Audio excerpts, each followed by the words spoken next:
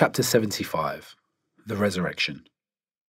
I swear by the souls on Judgment Day, who on that day will feel strong regret, as the believing soul will sit and lament over other good deeds it could get, while the sinner's soul will wish it could go back and refrain from committing sin.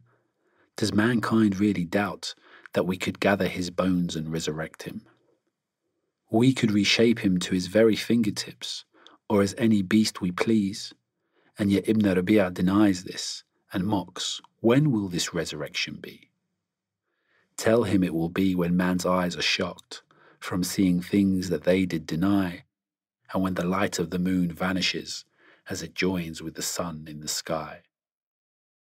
That is the day of resurrection, when Ibn Rabi'a will say, where can I go to flee? He and the doubters from all mankind will find there is no escape from me. And all will be told of all their deeds, the very first and the very last. The doubters will deny their deeds, but be silenced, and of their sins their limbs will then be asked. So truly man will be his own witness, nothing he did will be left unknown, and he will know full well why the garden or fire has become his home. Prophet, do not recite the Qur'an as Gabriel is revealing it to you. Wait for him to finish before you begin. Hear the whole of the revelation through. We should ensure it's held in your heart, correctly gathered to be correctly read, just as we have sent a pure explanation of right and wrong and what lies ahead. Truly, people love gathering things for this short earthly life and do not store deeds for the hereafter. But on the day they'll have faces of terrified dread as they head for the spine-crushing disaster.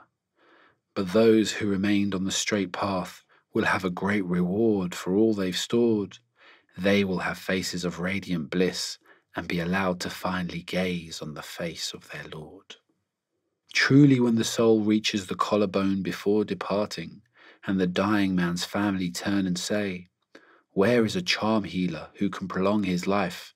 And angels ask, who will carry this soul away?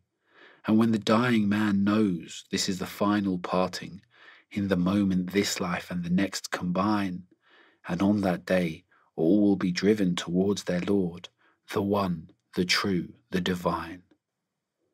Men like Abu Jahl do not believe in God, so they won't embrace the faith and cannot pray.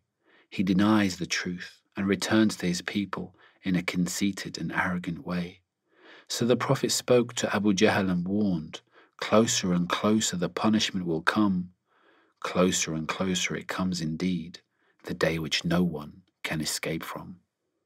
Do such believers like Abu Jahl think God will neglect them, not show them the way? Did he not form him from a clot of sperm and still proportion him in the best of shapes? Would God then give him no rules for that life, yet give him both a daughter and son? So if God could do all this with ease, why could he not do it once more at the resurrection?